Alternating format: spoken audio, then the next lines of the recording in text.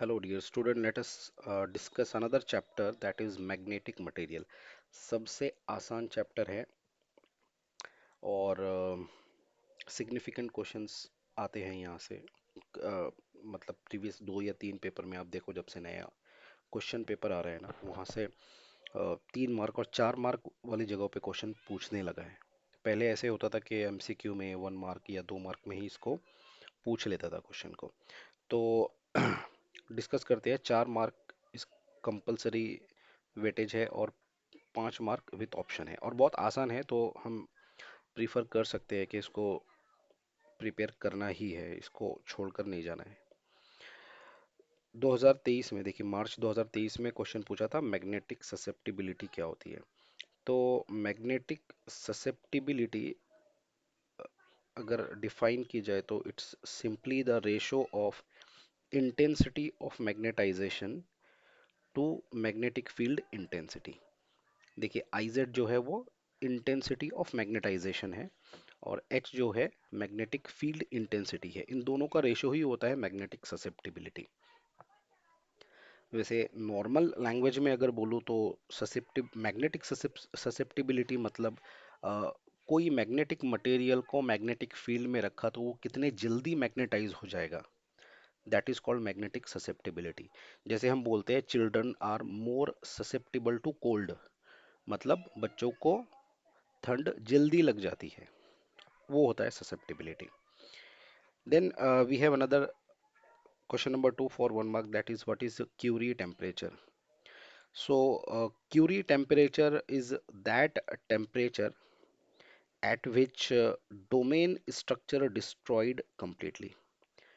जो domain structure होता है मैग्नेटिक मटेरियल में वो completely डिस्ट्रॉय हो जाता है। एंड यहाँ पर क्या होता है कि जो फेरोमैग्नेटिक सब्सटेंस है, क्योंकि डोमेन स्ट्रक्चर हम फेरोमैग्नेटिक मटेरियल या सब्सटेंस में ही स्टडी करते हैं। तो the temperature at which domain structure destroyed completely and ferromagnetic substance get converted to paramagnetic substance, that temperature is called Curie temperature. ठीक है, आसान भाषा में आप ये भी बोल सकते हो कि the temperature above which a ferromagnetic substance converted to paramagnetic substance is called Curie temperature. ठीक है, then we have this derivation show that orbital magnetic dipole moment of resolving नहीं है, ये revolving है। ठीक है, revolving electron is given by this value, m net is evr by 2। तो ये डेरिवेशन आपको मिल जाएगा नोट्स में and you have to study, बहुत ही आसान है।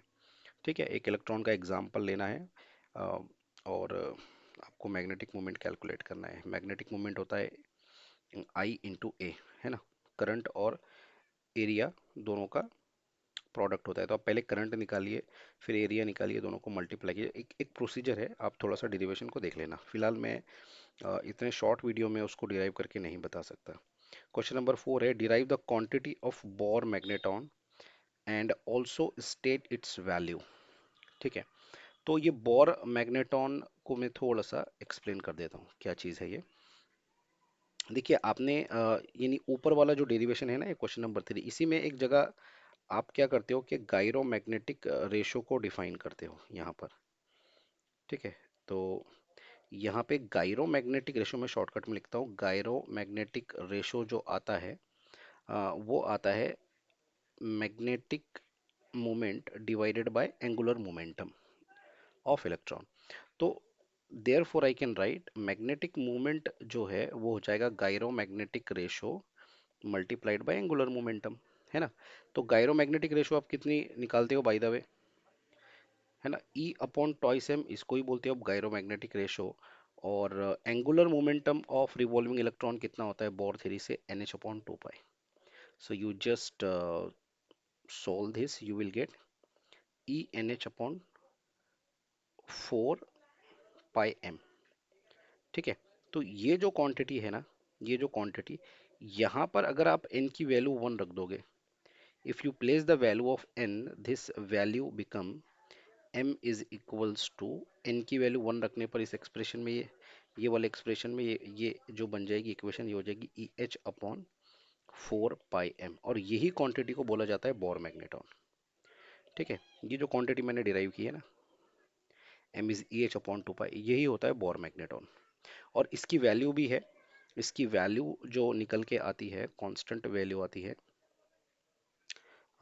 एम की जो वैल्यू है वो आती है 9.274 into 10 power -24 ampere metre square. ठीक है, वैल्यू थोड़ा सा चेक कर लेना एक बार नोट से। तो ये मैग्नेटिक मोमेंट है और ये बोर मैग्नेटॉन की वैल्यू होती है। दैट्स इट, इतना ही आपको मेंशन करना है। और ये एक इंपॉर्टेंट क्वेश्चन भी है, as I have told you. Then question number 6, again very important, define intensity of magnetisation and magnetic intensity.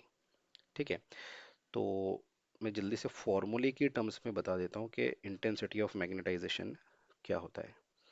So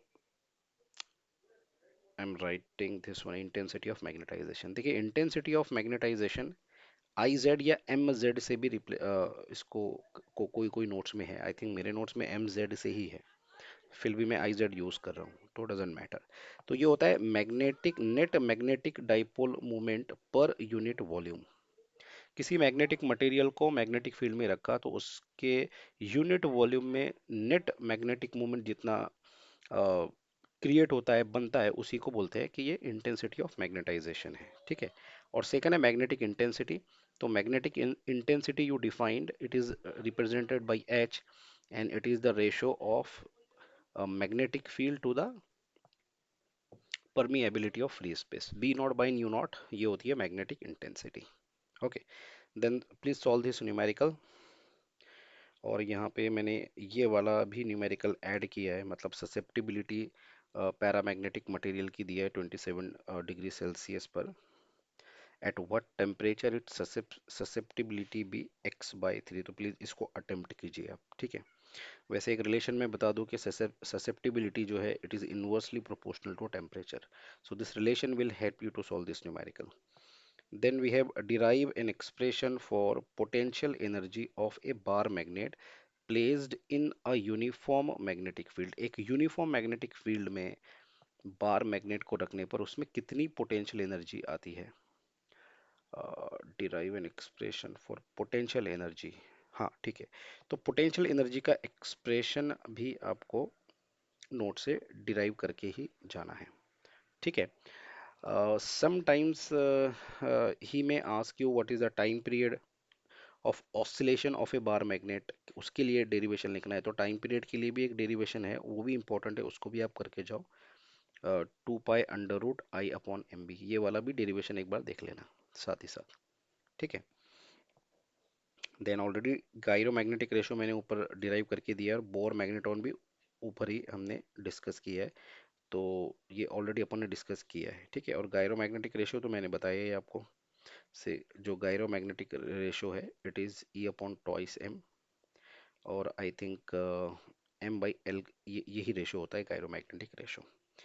then very important part, ये वाला question, write short notes on diamagnetic substance, paramagnetic substance and ferromagnetic substance. Must question है, please at least चार चार point, इन सब के at least चार चार point आप करके ही जाओ कि डायमैग्नेटिक सब्सटेंस क्या होता है, पैरा क्या होता है, और फेरो क्या होता है।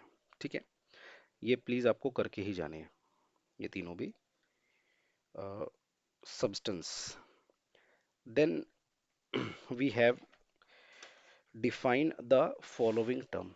ये जो टर्म्स है यहाँ पर, ये टर्म्स को डिफाइन करना है। सबसे पहली टर्म जो है वो है रिटेंटिविटी। ठीक है, अब देखिए, जब हिस्ट्रेसिस कर्व आप जब स्टडी करते हो ना, तो ये रिटेंटिविटी आप वहां पे पढ़ते हो। तो retentivity is simply the property of magnetic substance to retain the magnetism even when there is no magnetic field, that is known as retentivity। आपने एक सब्सटेंस को ले जाके मैग्नेटिक फील्ड में रखा और बाद में मैग्नेटिक फील्ड को हटा दिया, तो जितना मैग्नेटिज्म उसमें रिटेन हो जाएगा वो होता है रिटेंटिविटी। मैग्नेटिक फील्ड हटा भी दी तब भी। ठीक है, दूसरा है कोएडसिविटी। तो ये होता है the value of magnetising force required to completely demagnetise the magnetic substance. मतलब एक सब्सटेंस है, उसको आपने मैग्नेटाइज किया, लेकिन जब आपने मैग्नेटिक फील्ड को जीरो किया तो वो डीमैग्नेटाइज नहीं हुआ। तो उसको डीमैग्नेटाइज करने के लिए जितना मैग्नेटाइजिंग फोर्स रिक्वायर्ड होता है, जितना मैग्नेटाइजिंग फोर्स रिक्वायर्ड होता है, वही होता है कोएर्सिविटी। ठीक है, ओके। और हिस्ट्रेसिस, देखिए हिस्ट्रेसिस जो है it is the phenomena of lagging. मैं चाहो तो थोड़ा शॉर्टकट में लिख देता हूँ क्योंकि ये थोड़ी सी कंफ्यूजिंग डेफिनेशन है। It is the phenomena of lagging of magnetic induction, phenomena of lagging of magnetic induction behind behind the magnetizing field, behind the magnetizing field। और ये मैग्नेटाइजिंग फील्ड जो कि H मैंने आपको बताया था, ठीक है, H इज कॉल्ड हिस्टेसिस। ठीक है, तो ये थोड़ा सा ये तीन डेफिनेशन आपको थोड़ा सा परेशान कर सकती है, लेकिन पढ़ के जाना ज़रूरी है मुझे लगता है। थोड़ा सा स्पेलिंग चेक कर लेना। तो ये होता है हिस्टेसिस। तो ये तीन डेफिनेशन, रिटेंटिविटी, कोएर्सिविटी और हिस्टेसिस। और मैं एक और रिक्वेस्ट करूंगा कि वो जो हिस्टेसिस वाला कर्व है, ठीक है, वो जो हिस्टेसिस वाला कर्व है ना इस टाइप का, उसको भी थोड़ा सा एक बार स्टडी कर लेना। ठीक है, आप अगर बोर्ड में नहीं भी आता है ना गाइस, तो ये ऑलमोस्ट आपको काम में आ ही जाएगा कॉम्पिटिटिव एग्जामिनेशंस में। ठीक है, इस टाइप का जो कर्व है हिस्टेसिस का, जहाँ पे आप वाई एक्सिस पे मैग्नेटिक फील्ड लेते हो और यहाँ पे मैग्नेटाइजिंग फील्ड लेते हो H, तो इस टाइप का जो कर्व है, ये वाला कर्व आप थोड़ा सा स्टडी कर लेना। और लास्ट में ये है एक न्यूमेरिकल, तो प्लीज इसको भी प्रैक्टिस करके जाओ न्यूमेरिकल को। So that's it, quite simple है, मतलब 12 या 13 क्वेश्चन ही मैंने दिए हैं।